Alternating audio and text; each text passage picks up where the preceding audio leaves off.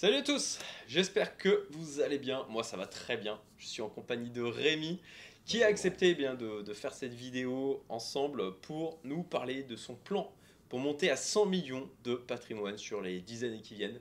Donc je pense une très belle vidéo là avec un partage qu'on n'a pas l'habitude de voir quand même sur YouTube. Beaucoup de valeur à apporter lors de cet échange qu'on va avoir aujourd'hui. Alors pour contextualiser quand même, qui est Rémi? Rémi, c'est Rémi de Truchy de Varennes déjà, qui a notamment une chaîne YouTube qui s'appelle Par le long terme. Il est aussi sur TikTok avec quand même 40 000 abonnés dessus. Et en fait, comment je connais Rémi? Tout simplement, il m'a accompagné pour la mise en place de mon portefeuille small cap en approche value, puisque Tout à c'est fait. son expertise première, mais pas que. Il a plusieurs cordes à son arc.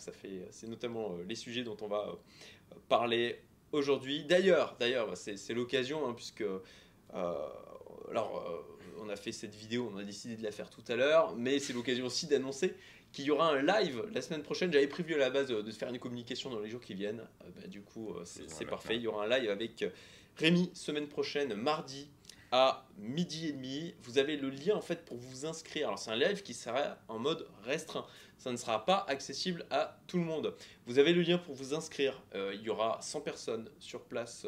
Ce sera sur Zoom Ouais. au maximum. Déjà parce qu'on est limité en termes de capacité Zoom. Puis si on veut de l'échange, ce sera beaucoup Et plus puis simple. voilà, vous aurez surtout l'occasion de pouvoir poser des questions en direct auprès de Rémi. Et alors, qu'est-ce que va être le sujet du live? Ça va être tout simplement, il va nous expliquer sa stratégie de sélection de small cap, d'action small cap, donc en approche Value, value. tout à fait. La méthode qu'il a utilisée pour constituer mon propre portefeuille, hein, je l'ai payé pour ça, hein, voilà, puisque il a toute son expertise qu'il a acquérie sur ces dernières années. Il intervient aussi auprès de fonds pour leur faire de la sélection comme ça de Du stock picking également. voilà, stock picking en small cap. Et puis, toi, tu as l'habitude de travailler avec des personnes comme moi qui ont potentiellement plusieurs, pas forcément plusieurs millions, hein. Parfois, tu as des personnes qui ont quelques dizaines ou centaines de cas à placer et qui veulent mettre en place leur stratégie boursière. Pas forcément que sur de la small cap, Tout à d'ailleurs. fait, tout à fait, tout à fait. Aussi du REITs, t'as fait... oui, parce que Rémi aussi est membre de ma communauté privée. Et il nous a fait du coup une intervention sur la partie small cap et puis aussi sur la La partie partie Real Estate Investment REITs. Trust, le fait, pour expliquer à ceux qui ne connaissent pas ce type d'investissement, c'est le fait d'acheter de l'immobilier coté en bourse tout simplement. Et c'est statistiquement d'ailleurs un placement qui a d'excellents rendements, notamment par rapport à l'immobilier particulier, Mm. sans aucune gestion, avec beaucoup de liquidité et sans le ticket d'entrée que nécessite finalement l'immobilier en Classique, particulier classique. Quoi. absolument. Et donc voilà, le live aura lieu la semaine prochaine. Vous avez le lien en description pour pouvoir vous inscrire. Si jamais vous ne pouvez pas y accéder parce qu'on aura atteint les 100 places maximales vous aurez, si vous êtes inscrit via le lien, quand même accès au replay. Euh, le live sera aussi l'occasion de parler du logiciel en SaaS que tu as lancé, qui fait partie d'une de tes stratégies pour atteindre le C'est même patrimoine. un axe central de la Voilà, c'est même un stratégie que axe d'avoir central, un logiciel et d'abord développer ça et toute l'entreprise qui va avec. Quoi. tout à fait. Et on va justement en parler, tu vas nous expliquer toute cette approche. D'ailleurs, ça c'est quelque chose qui est assez inhabituel puisque toi, tu as commencé à monter en compétence, à apprendre à investir avant de commencer à entreprendre. Tout à fait. Donc, d'ailleurs, ouais, ça peut être une bonne entrée en matière de comprendre pourquoi, comment. Il y avait plusieurs raisons à ça. Bon, déjà, l'investissement n'était pas complètement étranger dans mon domaine, dans mon milieu familial. C'était quelque chose que, j'ai des oncles qui bossent dans la finance, etc. C'est quelque chose dont j'avais déjà entendu parler en soi, par rapport à d'autres qui ont découvert ça sur le tard. En plus de ça, à la base, je suis ingénieur de formation et globalement, le métier ne me plaisait pas tant que ça non plus. Et j'avais vraiment pour objectif de rapidement gagner en liberté. Et donc, du coup, de partir notamment travailler en Suisse pour maximiser mes revenus et mettre un maximum d'argent en bourse à long terme avec une stratégie à la Warren Buffett pour eh bien, me constituer rapidement une retraite anticipée. Et de ce point de vue-là, je me suis très tôt, finalement, pendant mes études, où je me suis rendu compte que ce n'était pas ma vocation, eh bien, intéressé à l'investissement en bourse à long terme. J'ai développé des algorithmes derrière visant à automatiser la recherche d'entreprises sous-évaluées en suivant des critères comptables que vous pouvez apprendre dans différents ouvrages. Investisseur intelligent de Benjamin Graham, l'interprétation des états financiers selon Warren Buffett, et puis et j'en passe. Qui est venu d'ailleurs nourrir ton logiciel. Qui est venu nourrir mon logiciel et finalement toute mon approche, que j'ai dû derrière étoffer en analysant des rapports également de fonds, en me rapprochant de gestionnaires de fonds comme Louis-Vincent Gave, qui est d'ailleurs le fils de Charles Gave et qui gère plus de 3 milliards. Vous avez une interview d'ailleurs, ouais, c'est vrai, sur ta YouTube. chaîne ouais, Louis-Vincent Gave. Passi Avia dernièrement, qui est le fund Ouais. manager numéro 1 au monde dans le stock Très picking bonne de Small et Mid Cap Value, qui est également un de mes mentors, et en combinant cette recherche, cette passion, l'implémentation directe finalement de solutions informatiques à partir de ces connaissances et le fait de bien m'entourer, eh bien j'ai pu rapidement monter en compétence à ce sujet, ce qui était essentiel pour moi pour atteindre mes objectifs. Mais en faisant finalement ce parcours-là, j'ai été de plus en plus sollicité notamment par mes anciens camarades d'école qui partaient bosser en Suisse, par des membres de mon entourage, etc. sur comment investir finalement son argent, notamment pendant la période Covid. Et je n'étais pas forcément un très bon pédagogue. Donc je me suis mis tout simplement à résumer des livres, ce que j'ai commencé à faire sur ma chaîne YouTube par long terme, ce qui m'a permis de constituer une audience. Rapidement, des gens m'ont contacté en me montrant leur portefeuille que j'ai audité, etc. Et j'ai pris beaucoup de plaisir à faire ça, j'ai été de plus en plus sollicité, et donc j'en ai créé une entreprise.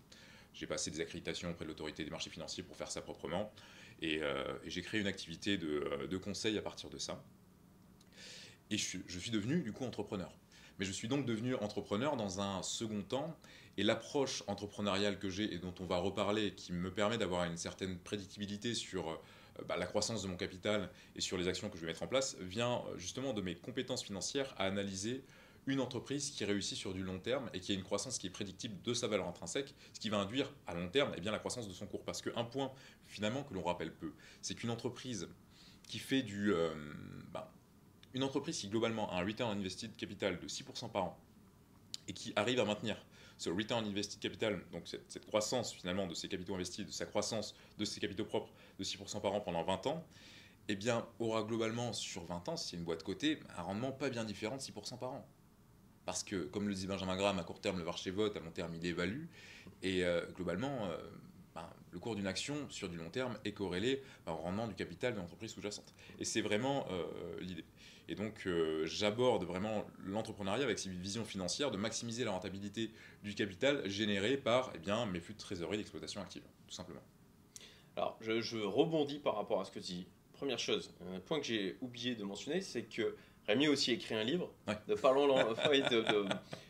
enseigner l'argent à vos enfants. Voilà, qui est un best-seller. Donc bravo aussi pour ça. Je l'ai d'ailleurs acheté moi-même, il est dans ma to-do list pour venir m'aider.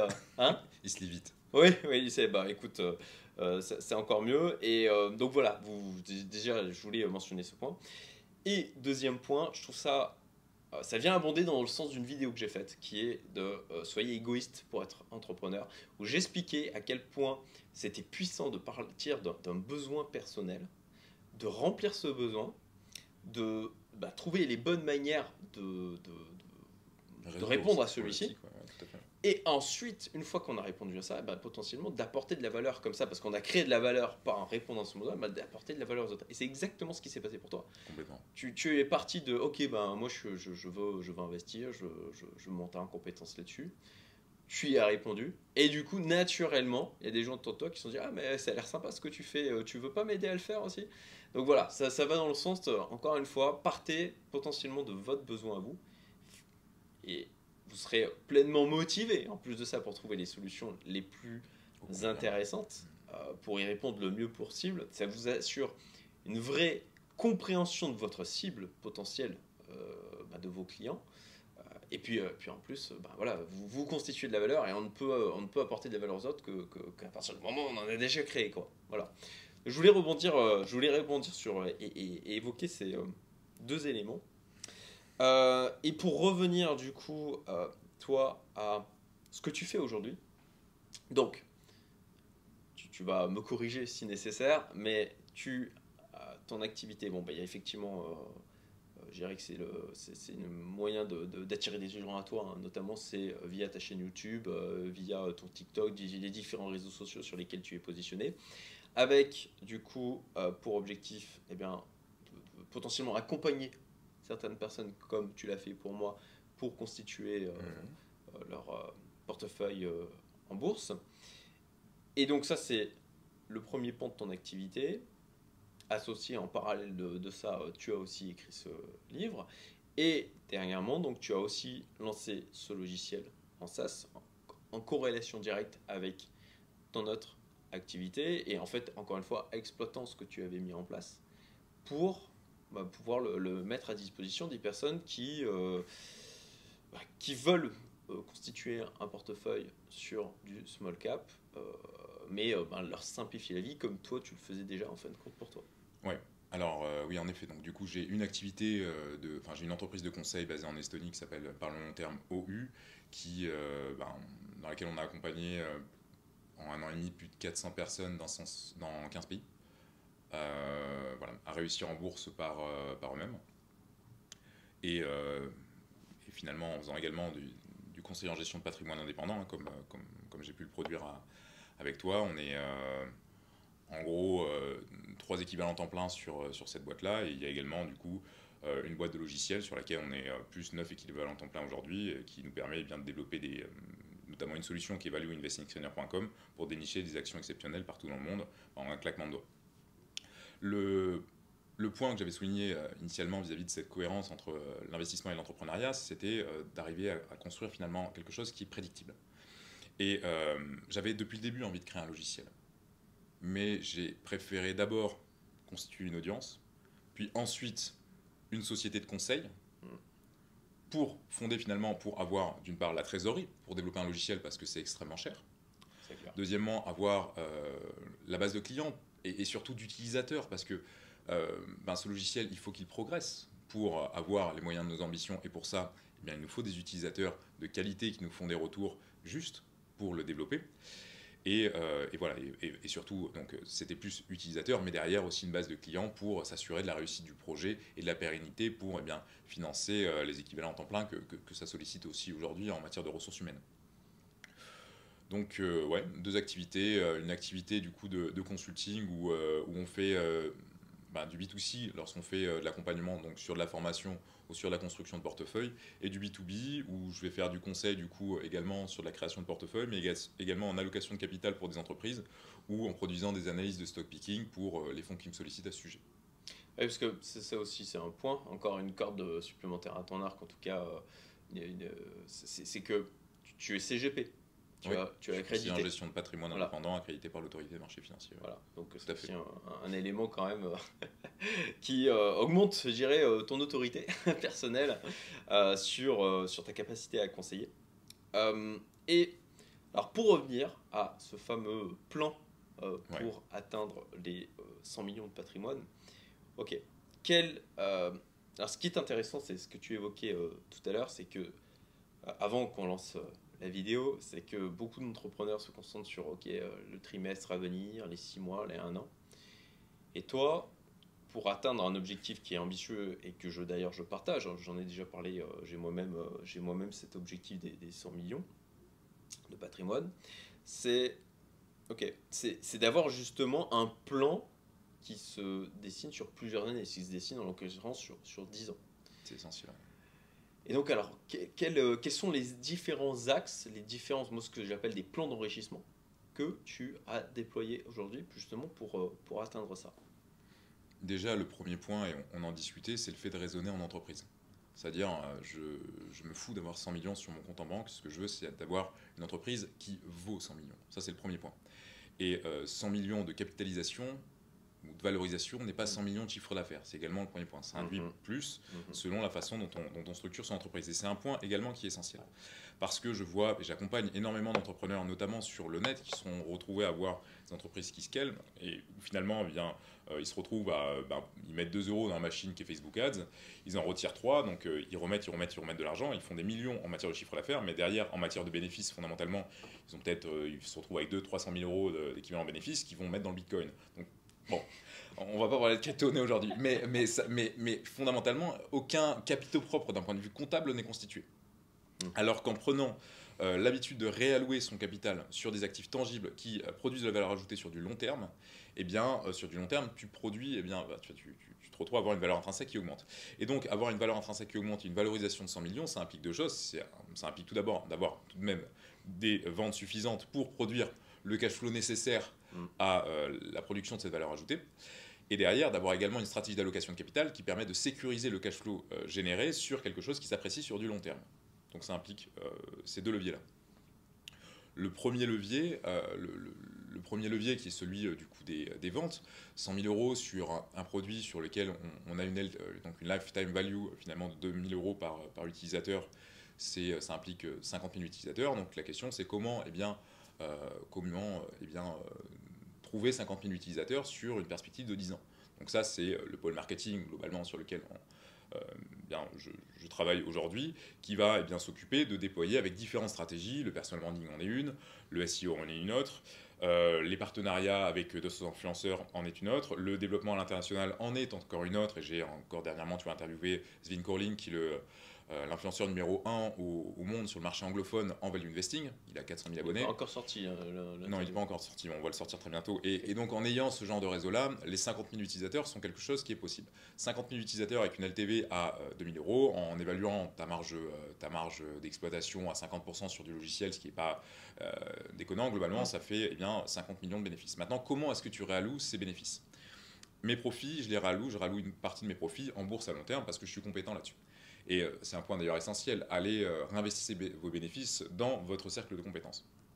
Et donc je vais les réallouer sur notamment des small cap value qui sont des supports décorrélés qui vont s'apprécier dans le temps. On va aller chercher une rentabilité, même si à l'heure actuelle en matière de performance rétroactive on est au-dessus, mais l'idée c'est d'aller chercher une performance rétroactive de 10 à 15% sur du très long terme. Donc le capital double en 10 ans. Donc fondamentalement si 50 millions a été généré aujourd'hui et que le capital doublé en 10 ans, l'objectif pourrait être atteint.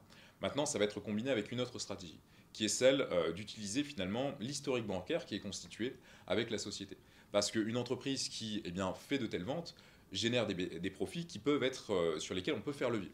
Et donc je vais utiliser également les profits générés par cette entreprise pour faire levier, pour aller racheter des autres entreprises. On pourra parler éventuellement de structuration holding, de développement de succursales, etc., et de potentiel rachat. Enfin, on discutait tout à l'heure du potentiel rachat d'une de ces entreprises qui m'intéresse parce qu'elle est complètement déléguée. Donc, sur une action justement de private equity, racheter cette entreprise pour profiter du levier bancaire qu'elle me permettrait d'avoir en France pour pouvoir redéployer ce capital sur mes autres activités, ce sont des choses qui m'intéressent. Donc, la dernière corde à mon arc pour augmenter la rentabilité des capitaux propres de l'entreprise que je suis en train de constituer va être d'utiliser du levier bancaire pour faire travailler 120-150% de mon capital.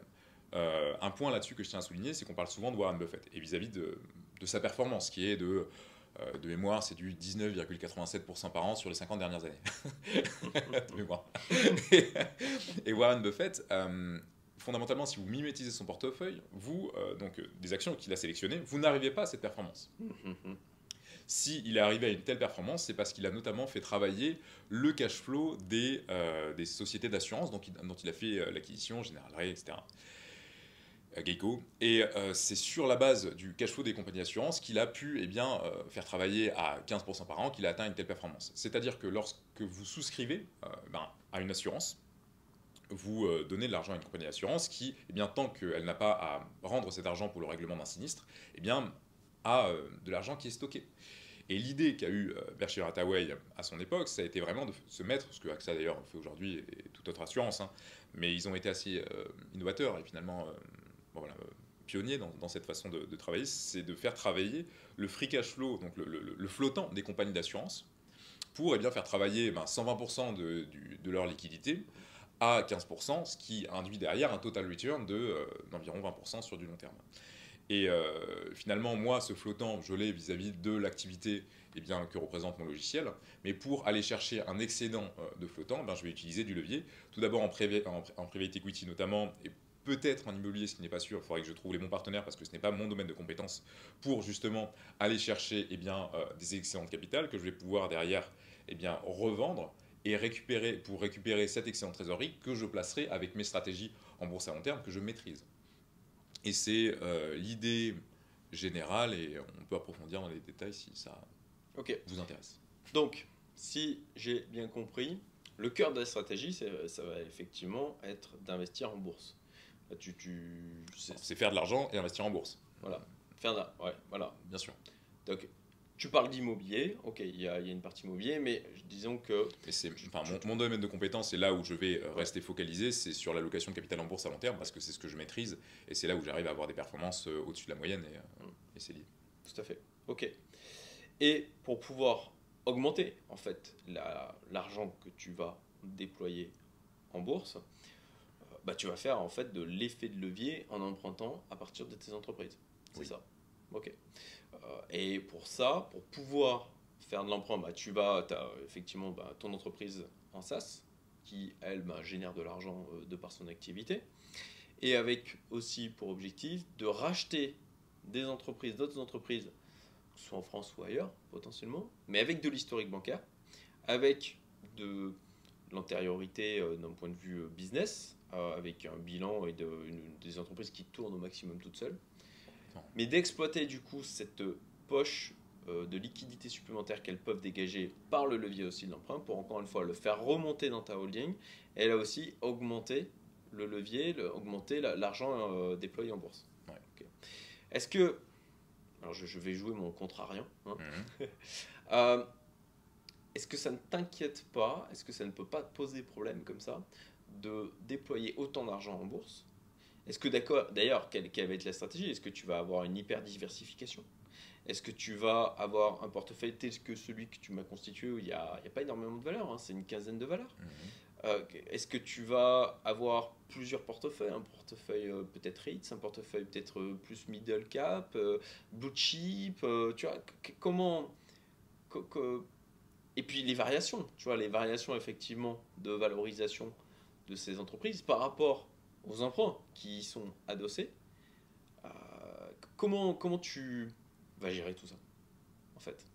Est-ce que c'est pas quelque chose qui t'inquiète? Ah oui, c'est une très très bonne question. Alors finalement, ça soulève plusieurs questions. Ça soulève la question du coup de comment est-ce que je vais me diversifier. Tu connais ma stratégie de diversification, mais je vais la rappeler. Globalement, moi, la façon dont je me diversifie, elle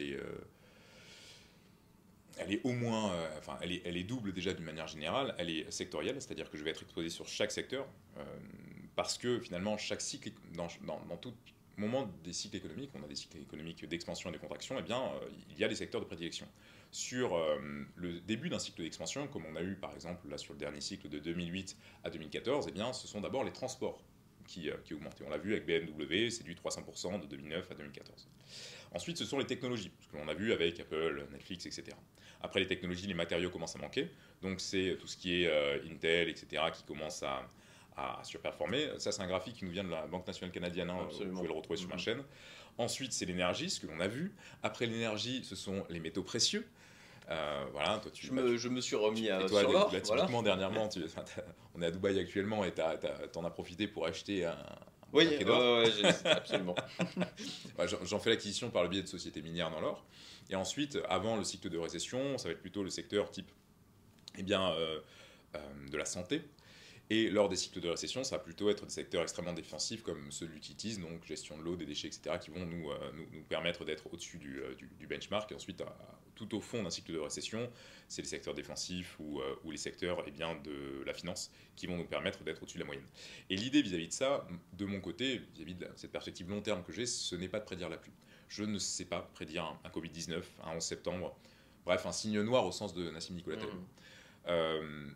Mais par contre, je peux être préparé à toute éventualité en étant parfaitement diversifié sur chaque secteur. Donc, premièrement, l'idée, c'est de couvrir chaque secteur et derrière, de couvrir ces secteurs sur des zones géographiques différentes. Parce que chaque zone géographique peut nous permettre de nous exposer à des risques différents. En achetant des actions en Chine à l'heure actuelle, vous avez un PER de marché, donc un ratio prix sur bénéfice. Pour rappel, le PER, parce que c'est une notion que je trouve intéressante à redéfinir, c'est le ratio capitalisation boursière, donc prix de l'entreprise sur les bénéfices qu'elle génère. Si vous achetez un appartement 100 000 euros qui vous génère 10 000 euros de revenus, vous avez un PER de 10, donc globalement, en 10 ans, vous remboursez votre bien. À l'heure actuelle, le PER moyen du marché américain est de 26 et celui de la Chine est de 8. Donc je peux vous dire qu'à l'heure actuelle, vous achetez en moyenne des entreprises bien moins chères en Chine par rapport à ce qu'elles produisent qu'aux États-Unis. Maintenant, certes, il y a un risque politique en Chine, mais je suis d'accord. de le prendre, sachant que je serai également exposé aux États-Unis et que je suis sujet du coup à un risque plutôt de marché aux États-Unis, auquel je suis moins sujet en Chine par rapport au prix auquel j'achète mes actifs.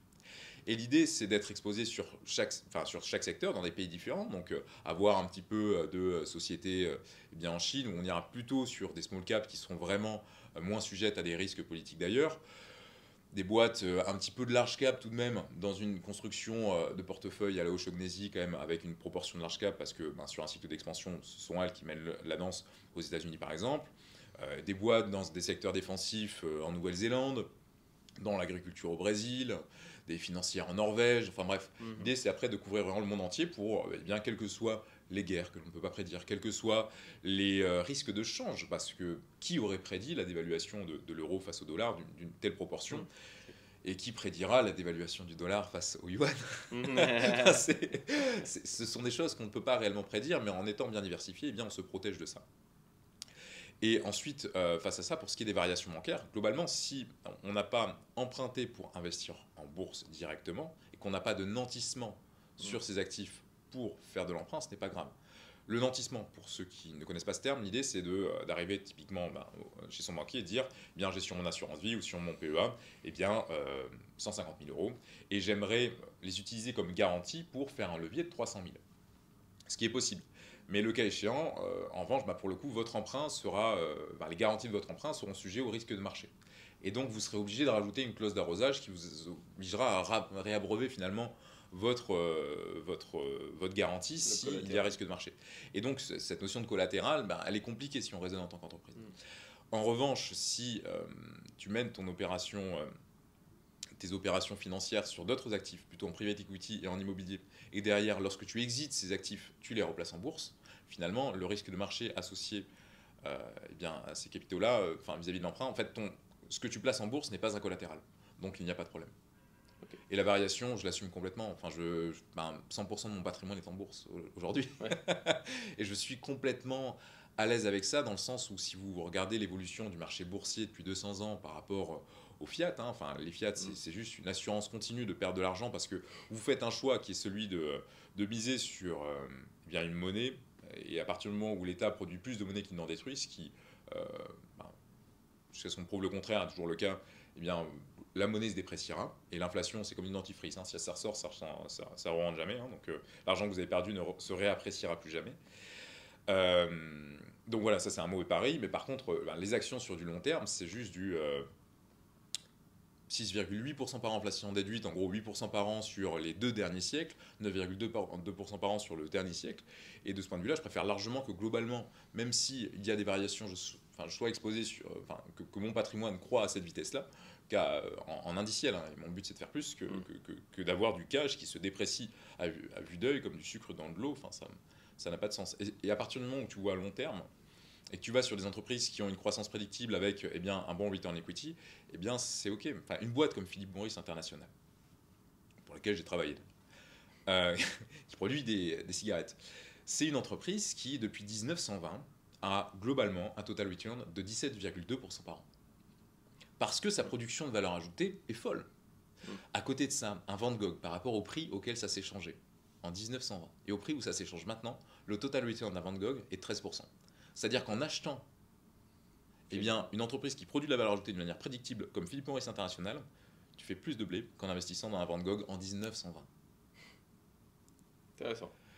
Et de ce point de vue-là, je suis bien plus rassuré de mettre mes capitaux propres en bourse de ce point de vue-là, après pas forcément uniquement via des brokers, en allant faire des rachats directement d'actions auprès des entreprises, en devenant actionnaire en nominatif, ce qui peut te permettre d'avoir des actions préférentielles à vote de droit double ou à dividende prioritaire, des choses comme ça, et finalement de racheter des parts d'entreprise tout simplement, que d'avoir de l'argent dans une banque, bien évidemment, ou tout focaliser sur un seul broker. Ok, mais du coup, ces emprunts, à un moment donné, il faut quand même les rembourser. Comment tu gères ça? Parce que si tu as l'argent emprunté qui est placé en bourse, comment tu fais pour rembourser cet argent? Alors, déjà, l'emprunt est calculé sur l'opération de rachat. Typiquement, sur une boîte en private equity, typiquement que je rachèterais, qui me générerait un rendement annuel moyen de 10%, l'emprunt sera calculé par rapport au rendement qu'il génère. et je ne ressortirai pas, enfin, je ne revendrai pas ce bien tant que je ne suis pas sûr de pouvoir le rembourser avec un autre support, type une obligation qui me permettrait de le rembourser ou autre. Et si je suis sûr de pouvoir le rembourser avec un autre de mes actifs comme le logiciel, à ce moment-là, je serai assez à l'aise une fois que, selon les clauses, toujours pareil, que tu arrives à négocier avec ton banquier, ce sont des choses qui sont à voir au cas par cas aussi avec l'opération financière que tu arrives à monter avec ton banquier. Si j'ai la possibilité, par exemple, au bout de 3 ans, de revendre le bien, et qui plus est en faisant une plus-value parce que j'aurais fait un apport de mes connaissances opérationnelles ou de mon réseau pour maximiser la valorisation de la boîte que j'aurais acquis d'un point de vue opérationnel, à ce moment-là, je pourrais la revendre pour placer ça sur d'autres types d'actifs. Et tu connais certaines des actions que compose mon portefeuille parce qu'elles composent aussi le tien. Et en allant vers des actifs qui te versent du 20% de dividendes, en mixant avec des obligataires de pays émergents qui t'assurent également un petit peu du tampon, etc. Globalement, si tu as 10% du bien remboursé sur 10 ans, tu le rembourses facilement sans prendre de risque. Surtout si à côté de ça, tu as un autre portefeuille d'entreprises qui peuvent, en cas de risque, réabreuver finalement la succursale qui a contracté l'emprunt, d'autant plus que j'ai également mon capital en garantie. On s'est retrouvé lors du lancement de l'entreprise à avoir rapidement beaucoup d'argent. Enfin, on a fait 120 000 € lors du lancement du logiciel sur la première semaine. Donc Stripe a bloqué rapidement les fonds pour vérifier qu'il n'y avait pas une opération de blanchiment ou quelque chose qui arrive. Sauf que le mois même, on se retrouve à avoir la TVA qui tombe. Et oui. Donc sur une entreprise qui était neuve, qu'on venait de créer, 25 000 € de TVA à payer. En soi, rien de grave, mais si j'avais débarqué dans ce monde-là comme un entrepreneur, la fleur au fusil, et que je n'avais pas ces sous-là, ça aurait été extrêmement compliqué parce qu'à ce moment-là, zéro garantie bancaire. En étant entrepreneur, j'ai pas non plus, c'est difficile d'emprunter en perso. Et donc, ça aurait été très compliqué de gérer cette situation. C'est-à-dire que j'aurais ouvert la boîte, j'aurais dû mettre la clé sous la porte, quoi. Mais à côté de ça, j'avais une entreprise qui était ma société de conseil où chaque mois, je mets de l'argent en bourse. Le mois dernier encore, je dois mettre 18 000 €. Tu vois. Je mets chaque mois des montants de plusieurs dizaines de milliers d'euros en bourse pour constituer le capital de ma société qui s'apprécie chaque mois. Et grâce à ça, j'ai pu me dire, et j'ai pu être serein surtout. Bon, fondamentalement, Stripe nous a très rapidement débloqué parce que le produit est de qualité, il n'y avait aucun problème, donc le problème a pu être résolu, mais le fait d'avoir finalement cette garantie, ce capital constitué qui m'amène à pouvoir avoir les objectifs que j'ai, mais m'amène également à avoir la sérénité et vraiment une vraie carte en matière de gestion si j'ai un problème de liquidité ou autre, parce que si je ne peux pas rembourser l'emprunt, un emprunt de 1 million et j'ai 5 millions en bourse, je revends 1 million de mes titres et je rembourse d'un coup. C'est un faux problème. Je voulais quand même poser effectivement la question parce que c'est ce qui est particulièrement intéressant dans ce que vient d'expliquer Rémi. Et moi, un truc que je prône, en fait, en tout cas, un des messages que je veux faire passer via ma chaîne, via ma communauté privée, c'est l'importance de diversifier ses sources d'enrichissement. Parce que ça crée justement la capacité de faire ce que tu es en train de mettre en œuvre et de la résilience, en fait. C'est d'avoir comme ça différentes poches différentes entreprises. Voilà, différentes entreprises. Différents pays. Exactement, la résilience que ça crée. Et dans un plan comme ça, où on vise ces niveaux de patrimoine, alors, il y a ce qu'on entend souvent, et pour moi, c'est d'ailleurs avec plusieurs dans la communauté, c'est un modèle qui nous chiffonne, quoi. Parce que, en fait, c'est extrêmement risqué au final, et la probabilité de réussite est très faible. C'est ceux qui sont en mode, ok, je lance ma startup, je vais faire des levées de fonds, etc. Et là-dedans, et un jour, je ferai potentiellement mon exit où je prendrai des millions et je serai tranquille à vie. Mais c'est minuscule le pourcentage en fait de réussite. C'est vraiment mais infinitésimal, quoi. Et pour arriver vraiment quand on a ce niveau d'ambition, pour vraiment atteindre ça, c'est pas là en l'occurrence moi ce que je trouve extrêmement enrichissant et beaucoup de valeur, encore une fois, je trouve, dans cette vidéo. C'est pas le genre de choses dont on entend parler fréquemment sur YouTube. C'est que là, tu as vraiment une stratégie en mode plan de bataille, quoi. Ok, c'est je veux gagner, je vais y arriver, et je veux pas juste faire ça sur un lancer de dés. Je suis ceinture noire dans 2 arts martiaux, hein. Je sais me préparer quand il faut monter sur un ring, c'est essentiel. Mais cette notion de lancer de dés, elle est très propre aux entrepreneurs. Et ce qu'il faut comprendre, c'est que je suis un financier. Ouais, c'est ça qui est... Et typiquement, pour avoir accompagné, et finalement, on a dû travailler aussi sur ça tous les deux. C'est-à-dire que c'est très compliqué. Un entrepreneur qui, comme toi, réussit, C'est un entrepreneur qui a su générer des revenus d'exploitation active importants. Pour générer ce genre de revenus, il a fallu deux qualités. Il t'a fallu deux qualités. C'est celle de savoir prendre des risques Mm. et celle de savoir agir rapidement, d'évoluer au marché, etc. Et ça, c'est vraiment ce qui font les qualités d'entrepreneur qui réussit. Si tu ne sais pas prendre de risques, si tu ne sais pas avoir une réelle rapidité d'action, tu te fais dépasser ou tu ne fais jamais rien. Et donc, tu ne génères jamais d'argent. Ce qui fonde la résilience d'un projet de patrimoine qui campande sur 10 ans, 20 ans, 50 ans, c'est le fait de maîtriser le risque. Parce que moins tu prends de risques, plus tu profites de l'effet cumulé sur du long terme. Parce que plus tu compendes sur du long terme. Et de ce point de vue-là, la stratégie de revenus d'exploitation active est à l'opposé d'une stratégie de revenus de portefeuille résiliente. Parce qu'elle te demande, parce que pour bien gérer son patrimoine, il faut minimiser le risque au maximum et agir lentement et sûrement. Mais quand tu agis, ça coûte batte de baseball, quoi. C'est vraiment l'idée. Et de ce point de vue-là, ouais, c'est un effort qui est difficile à mettre en œuvre, mais si tu es vraiment prêt à utiliser une partie de tes profits eh bien, à un rendement qui est moindre, parce que quand même pour beaucoup d'entre nous, si on remettrait, si je remettais toutes nos liquidités du logiciel dans du Facebook Ads, je pourrais faire x2 sur mon chiffre d'affaires sans aucun problème, et je fais le choix d'avoir un rendement qui est moindre sur des revenus de portefeuille qui m'ont apporté à l'heure actuelle du 20% par an. Ouais. Donc c'est pas smart à court terme, et ce n'est pas excitant non plus.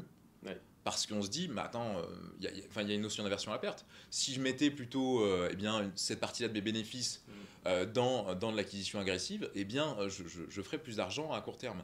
Mais l'ennemi, d'ailleurs, c'est une phrase de Shamat Palapizataya, qui est un investisseur, je te recommande de regarder ses vidéos, en private equity remarquable, qui a été un des premiers, c'était un des cofondateurs de Facebook en fait. Qui aujourd'hui a monté un fonds en private equity, ils font du 30% par an depuis 15 ans, ça a été un des premiers à investir dans Slack, etc. Il est remarquable. Et il dit cette phrase que je trouve très juste, qui est le cash à court terme est le pire ennemi de tout projet. Et c'est extrêmement intéressant de ne pas aller courir derrière le cash à court terme, mais de vraiment différencier le pôle revenu d'exploitation active qui doit abreuver le pôle revenu de portefeuille et d'utiliser vraiment une partie de ses bénéfices associés à son chiffre d'affaires pour eh bien, constituer les capitaux propres d'une société qui doivent augmenter en continu sur du long terme pour s'assurer eh bien, un objectif de patrimoine comme celui que je me suis fixé au sein de mes sociétés. Ouais, c'est passionnant ce que tu expliques. Il y a vraiment beaucoup de choses à prendre là. Il y a plusieurs sujets sur lesquels je veux rebondir. Le premier, c'est tu vois, cette capacité à agir rapidement et à prendre des risques. Et ben, ça, effectivement, c'est un avantage en tant qu'entrepreneur. Mais pour la constitution de patrimoine sur le long terme, et effectivement, de la résilience de ce patrimoine, de lutter contre l'envie d'être en hyper spécialisation qui va être générée de l'hyper rendement, mais de l'hyper perte aussi. Ça, c'est quelque chose qui est difficile. Et moi-même, pour avoir eu ces dernières années ma première source d'enrichissement crypto, j'ai compris que je ne pouvais pas en fait faire le reste de ma carrière d'investisseur en suivant uniquement une stratégie où je faisais des coups comme ça. De l'arbitrage, parce que finalement c'est un gain opérationnel. Ça reste une partie associée à des revenus d'exploitation active. Parce que le trading, et j'accompagne des traders, j'ai des personnes que j'accompagne, est un trader brillantissime qui a bossé dans les plus grandes banques de Londres, etc. L'année dernière, seul, il fait 2,5 millions sur des futurs en revenus d'exploitation active. Mais du coup, il me contacte pour constituer ses revenus de portefeuille et pour eh bien, placer ses bénéfices sur du long terme. Parce qu'un trader n'est pas un investisseur. Un trader, il a un métier qui est celui de faire de l'argent sur de l'arbitrage. Et c'est un métier que je ne maîtrise pas, qui est incroyablement difficile et qui peut générer en effet des profits remarquables. Mais celui qui trade n'investit pas sur du long terme. Il fait de l'arbitrage. Et c'est un revenu opérationnel, d'exploitation active à part entière, mais ce n'est pas un revenu de portefeuille. Et c'est vraiment un point à savoir différencier. Absolument. Et ça, c'est quelque chose que tu m'as apporté, de vraiment d'avoir cette clarification dans ma tête de, ok, il y a vraiment ce qui est du revenu même alors, moi, typiquement, j'appelais ça de l'investissement dans la crypto, mais en fait, c'est de la spéculation. c'est de la spéculation et c'est de la spéculation qui nécessite une vraie activité. Même si je fais mon approche en value averaging ou en DCA sur les 2 années qui viennent, et merci pour le value averaging parce que c'est Rémi qui m'a parlé de cette approche-là, ça reste de l'investissement, mais en fait, là aussi, c'est de l'actif, quoi. C'est pas de la constitution de portefeuille solide, résilient, tel que ce que l'on a fait J'ai une au phrase niveau de la partie small cap. Et en tout cas, moi, ça a été vraiment je sais pas, il y a un truc qui s'est passé ces derniers mois dans ma tête où je me suis vraiment mis à comprendre, ok, bah, il y a la partie où c'est de l'activité et de la partie où c'est vraiment du vrai constitution de portefeuille passif, quoi. Alors certes, il y a quand même un travail au début, mais derrière, c'est vraiment que de l'entretien. C'est tout.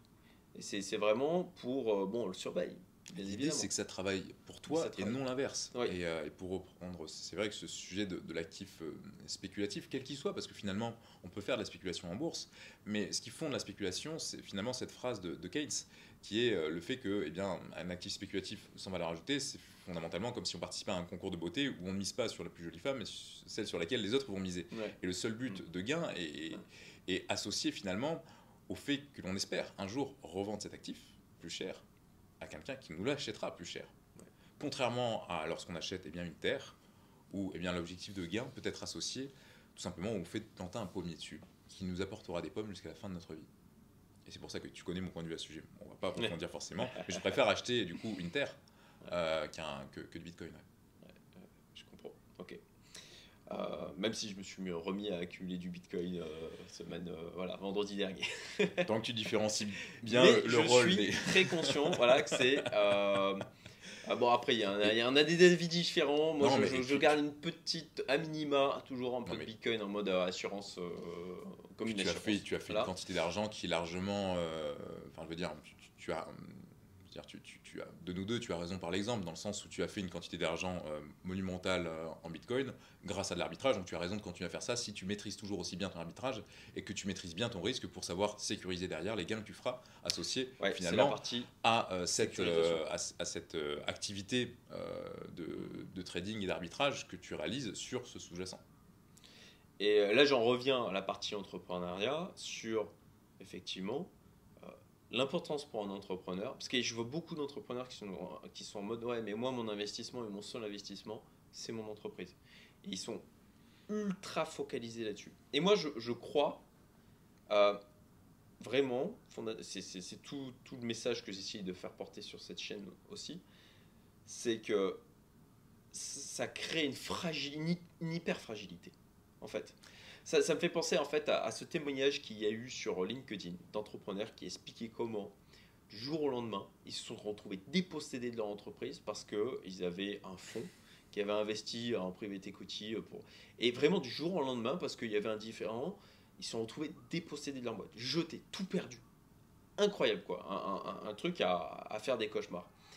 Et quand on a cette hyper spécialisation, on a aussi une hyper fragilité. Et on l'a vu encore dernièrement avec le Covid, où il y a une hyper spécialisation d'entreprises en termes de sources de production, etc., qui a posé des problèmes phénoménaux pendant ces 2 dernières années.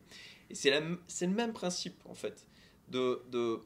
Et c'est même, en fait, c'est pas parce que on va créer comme ça, on va s'intéresser à l'investissement, on va créer aussi cette poche de patrimoine qui va aussi continuer à grossir, que on va moins être performant en plus dans cette boîte, parce que ça crée de la résilience, ça crée de la force psychologique et émotionnelle. J'ai envie de dire, ça améliorera ta vision long terme. Absolument, enfin, c'est je ça. Je n'aurai pas la ça vision long terme que j'ai, et notamment vis-à-vis de problèmes opérationnels comme celui dont je t'ai parlé avec Stripe, qui était un aléa de la vie de l'entrepreneur. Si je n'avais pas justement la sérénité que m'apporte cette constitution continue de mes capitaux propres en bourse à long terme. Tout à fait. Et moi, pour avoir vécu aussi des épisodes comme ça, je veux dire, sur notre boîte Méliorance, il y a de ça 1 an et demi, il y a eu un problème avec Amazon Cloud. Ils ont perdu toute la base de données utilisateurs. Juste sur cet événement où il y avait un défaut de leur part de sauvegarde, on a failli tuer le business, quoi. Mais si moi j'avais pas d'autres business, d'autres sources de revenus, enfin, mais c'est le moment où tu dis, mais ma famille, mais tout est là. Enfin, et pour gérer, pour être en capacité d'être suffisamment résistant et pas paniquer complètement, c'est vraiment, ça me semble indispensable d'avoir justement des supports, en fait, des matelas, quoi, tout simplement. Mais tout projet, enfin, tu parlais de ça, enfin, mon entreprise de conseil est fondamentalement corrélée à mon personal branding, et si je me fais hacker ma chaîne YouTube, eh bien, ce sera typiquement, ça serait quand même un point de fragilité. Une entreprise, on est tous les deux positionnés sur une entreprise minière remarquable, eh bien, en Chine, et qui est notamment qui possède la gare, qui achemine le charbon eh bien, de sa mine jusqu'au centre de la Chine. Et s'il y a un tremblement de terre sur ce rail-là, qui est globalement la seule zone enfin, qui permet cet acheminement, je veux dire, c'est un point de fragilité. Et pour reprendre la définition de l'antifragilité de Nassim Nicolas Taleb, enfin, un ensemble antifragile est composé d'éléments fragiles. Mais il faut constituer cet ensemble d'éléments fragiles pour s'assurer de son antifragilité au global. Ouais. Et absolument pas être focalisé, bien évidemment, sur une seule source de revenus, sur une seule entreprise, sur une seule juridiction, sur un seul pays. Et on a tendance, d'une manière générale, ça c'est un propos que rappellent régulièrement Buffett et Munger et que j'aime beaucoup, on a tendance à surestimer les risques à court terme. Typiquement, j'habite en Estonie à l'heure actuelle, une bonne partie de mes activités sont là-bas, et donc en étant à côté de la Russie, tous mes proches m'ont appelé quand la guerre en Russie, enfin en Ukraine a débuté, en me disant est-ce que tu vas quitter l'Estonie, est-ce que vous allez vous faire envahir, etc. Un exemple de surestimation des risques à court terme, parce que fondamentalement, c'est un pays qui est dans l'OTAN et il n'y avait aucun risque particulier vis-à-vis de ça. En revanche, un risque à long terme dont on parle finalement très peu, mais qui a une probabilité tout de même soutenable d'arriver au cours des 50 prochaines années, c'est le risque d'un accident nucléaire civil de grande ampleur. Je veux dire, quand on regarde statistiquement le nombre d'accidents nucléaires qu'il y a eu sur les 50 dernières années, qu'on corrèle ça au nombre de centrales nucléaires qui ont été créées sur les 30 dernières années, eh bien, la probabilité qu'il n'y ait aucun accident nucléaire de type Fukushima qui était associé à un risque systémique environnemental, d'une grosse vague, il y a finalement la probabilité, elle est assez faible qu'il n'y ait pas un risque d'un accident nucléaire civil de grande ampleur eh bien, sur un territoire comme la France qui est tapissé de centrales nucléaires. Et si tu as investi, je sais pas, disons à Lille, et que Lille est entourée de centrales nucléaires et que tu en as une qui pète, globalement, tout l'immobilier, même si tu as accumulé des millions à Lille, eh bien, se retrouve dévalué parce que, aux 100 km aux alentours, il faut tout rayer de la carte. Et ce genre de risque systémique de grande ampleur, qui peut être associé à un désastre environnemental, à plein de choses, eh bien, il faut les prendre en considération. Il faut se forcer à essayer de percevoir ce genre de signes noirs pour s'assurer une diversification juste qui nous assure, quels que soient les cycles économiques, quelles que soient les crises, quelles que soient les guerres, parce que quand même dans l'histoire de l'humanité, des guerres, il y en a eu, des mouvements de population, il y en a eu, on assure l'avenir de notre famille, de notre patrimoine, et derrière des gens qu'on aime et qu'on aide. Et c'est aussi pour ça qu'on réfléchit tous les deux, et on en discutait également, à l'achat d'un second passeport. Parce que, typiquement, s'il y a une guerre en Europe, je prends un billet pour le Vanuatu, quoi. Et c'est clair. et j'aurai aucun problème là-bas. Et enfin bref, c'est l'idée. Et puis, moi c'est quelque chose que je répète souvent, on ne sait pas ce qu'on ne sait pas. Et en fait, ok, d'avoir par exemple un peu d'or de disponible, tu vois. Ok, on peut dire ok, risque, je sais pas, de faillite bancaire, etc. Mais pas que, tu vois, d'en avoir un peu, pour un risque que l'on n'imagine même pas, tu vois, c'est de raisonner comme ça. Le fait de, on est d'accord sur le principe, et c'est justement ce qu'on essaye de transmettre, hein, c'est ça, c'est de créer ces différents, de créer cette résilience, quoi. Ok, chaque élément effectivement a sa fragilité, mais sur l'ensemble, sur des événements imprévisibles qui arriveront à coup sûr, c'est ça qu'il faut bien comprendre, c'est qu'à coup sûr, vous aurez dans votre vie des éléments imprévisibles qui vont arriver. L'objectif, c'est que quand ça survient, ça ne vous mette pas KO, en fait. Complètement. Voilà. Le mille pattes, je disais, ça a été apprécié dans ma dernière vidéo, c'est Jean-Jacques qui est dans la communauté aussi, qui moi ça m'a marqué, c'est la stratégie du mille pattes, quoi. Ok, j'en ai une qui casse, c'est pas grave, il en reste 999. Il faut faire attention là-dessus je trouve, à faire du mille pattes pour son portefeuille, entre guillemets, mais par contre, à pas faire du mille pattes sur son flux de trésorerie, en fait, enfin, sur son activité principale qui génère du cash flow. Enfin, Ouais, c'est tout de toujours même important de l'intelligence, c'est conserver. dans la nuance. Ouais, Toujours l'intelligence c'est la pareil. nuance et c'est intéressant de conserver tout de même du focus sur notamment son activité principale parce que c'est celle qui va. Parce que c'est parce qu'on commit pendant. Enfin, c'est parce qu'on fait la même chose pendant.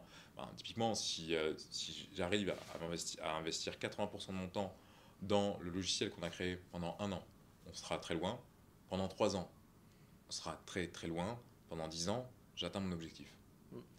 Parce que c'est vraiment parce qu'on profitera de l'effet cumulé de mon audience qui croît eh bien, avec le temps, l'effet cumulé eh bien, du savoir-faire qu'on aura et des process qu'on aura mis en place, l'effet cumulé du réseau qu'on aura développé, des partenaires qu'on aura eu, bref, de cet effet cumulé-là. Et derrière, par contre, au niveau du redéploiement des flux de trésorerie, c'est là où on va créer de l'antifragilité finalement, sans être pour autant collapsologue. C'est-à-dire que quand on parle de ça, je suis profondément, comment dire, je suis Optimiste, tu veux dire. profondément optimiste vis-à-vis de l'avenir, vis-à-vis des solutions qu'on va trouver, vis-à-vis de l'amélioration continue de notre niveau de vie qui est apporté par, eh bien, d'ailleurs les entrepreneurs, hein, au sens, par les créateurs de valeur au sens autrichien du terme. J'aime beaucoup les théories économiques autrichiennes, tu vois, de Friedrich von, enfin de Louis von Mises, de Friedrich von Hayek, etc., qui vraiment t'expliquent à quel point, eh bien, voilà, il faut de la liberté, il faut peu de friction administrative, il faut des créateurs de valeur pour l'amélioration continue de notre niveau de vie et pour résoudre aussi des problématiques réelles. Ouais. Parce que, eh bien, tu as cette phrase de Günther Pauli que j'aime également beaucoup, qui est un entrepreneur remarquable, qui dit dans chaque déchet il y a une opportunité. Et je crois fondamentalement que tu vois, le 21e siècle sera un siècle qui sera vraiment truffé d'opportunités grâce aux déchets, et j'espère investir dans des boîtes qui résolvent également ces problèmes. Mais ceci étant dit, d'un point de vue antifragilité, je souhaite tout de même être diversifié sur plein de zones géographiques différentes, sur plein de secteurs différents, pour que globalement, quels que soient les risques que je ne peux pas anticiper, eh bien, à titre personnel, au niveau de ma famille, au niveau des gens que j'aime, on soit d'un point de vue financier toujours libre, quels que soient les événements. Parce que c'est la liberté qui m'anime comme valeur numéro 1. Et c'est celle que je véhicule également vis-à-vis des services que je propose, parce que mon but, c'est d'impacter un maximum de gens pour les aider à gagner en liberté, fondamentalement. On partage l'objectif, clairement. Parfait. Ok, donc pour résumer, bon, bah, tu as effectivement ton activité d'accompagnement de conseil, qui est une source de revenus aussi, qui rentre en synergie aussi avec ton logiciel SaaS. Tout à fait. Clairement, aujourd'hui, la constitution d'audience, et c'est aussi le pari que j'ai fait aussi, est un actif. Tu vois, vraiment, ça crée des synergies hallucinantes. C'est presque notre actif le plus antifragile et qui comporte le plus vite. Ouais. Une audience est un actif antifragile et si vous hésitez à en créer une, lisez les 50 meilleurs bouquins de votre thématique et créez une audience parce que vraiment, ça vaut le coup. C'est un actif antifragile qui se crée avec de la persévérance sur du long terme et où finalement la barrière d'entrée est très faible. Absolument, c'est clair, tout à fait. Donc, ton logiciel SaaS, et puis après, faire effectivement du levier et ta stratégie d'investissement. Et redéployer le capital pour s'assurer de la croissance continue des capitaux propres et de ne pas courir derrière un chiffre d'affaires, mais courir derrière l'accroissement continu de la valeur intrinsèque de l'entreprise que je crée pour voir derrière les chemins qu'on prendra. Voilà. Okay. Tu as prévu, on a parlé beaucoup effectivement de bourse, tu as quand même évoqué tout à l'heure de l'immobilier, donc te faire accompagner là-dessus. Est-ce que tu as en tête d'autres choses sur lesquelles tu comptes quand même mettre un petit peu de capital, tu vois, de l'art physique ou bon, le Bitcoin Typiquement sur l'immobilier, j'irai dans une logique également. En fait, d'une manière générale, j'irai vers ce qui est le plus rentable et le plus sécure. Et ce qui est le plus rentable et le plus sécure, c'est des entreprises qui, finalement, quel que soit le cycle économique, quel que soit le paradigme monétaire, même si, voilà, enfin, je peux tout à fait me tromper vis-à-vis des crypto-monnaies. Et demain, le Bitcoin peut devenir, disons, même si j'y crois fondamentalement pas, mais je peux avoir tort. Et demain, le Bitcoin peut devenir une monnaie de réserve.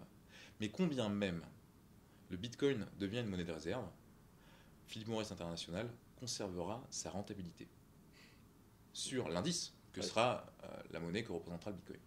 Et c'est l'idée. Moi, je veux posséder des actifs qui, quel que soit le cycle économique, quelle que soit finalement le contexte économique produise de la valeur ajoutée. Et si je vais sur l'immobilier, ça sera sur une logique foncière comme des REITs finalement, avec des gens qui font ça mieux que moi pour faire ça. Et si je vais vers du private equity, ça sera dans une logique comme l'a fait Berkshire Hathaway avec Charlie Munger avant moi, en rachetant une entreprise comme Syscandy, à laquelle ils ont apporté de la résilience juridique pour la scaler et pour en faire un actif au sein de leur entreprise qui leur apporte des flux de trésorerie qu'ils peuvent redéployer dans des entreprises comme Apple pour augmenter le total return global de la boîte. Ok. Bon, bah, je pense qu'on a fait le tour. Hein. Donc je vous rappelle, le live la semaine prochaine, lien dans la description. On mettra un lien quand même vers ton logiciel. Vers mon logiciel, vers la chaîne YouTube aussi. Oui, bien sûr. C'est une excellente vidéo, hein, je vous les conseille vivement. Et puis bah, merci beaucoup hein, pour ce partage qui est à mon sens exceptionnel et un peu extraordinaire, hein, on peut le dire. Et je vous dis à très bientôt pour de nouvelles vidéos. À bientôt. Abonnez-vous, likez, partagez. Voilà, j'oublie à chaque fois. Donc, Au revoir. Salut à tous.